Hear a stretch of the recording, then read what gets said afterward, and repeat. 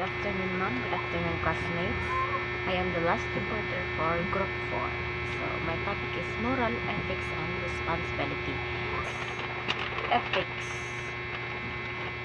The systematic application of moral principles in professional settings.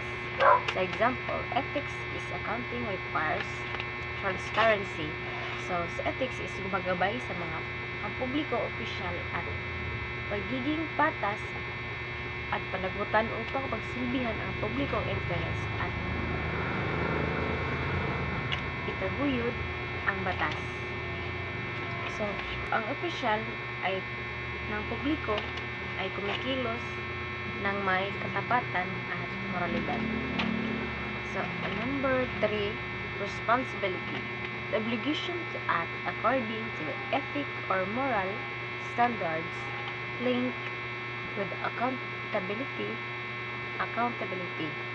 Example, businesses should minimize environmental harm. So, responsibility is mga obligasyon bitaw sa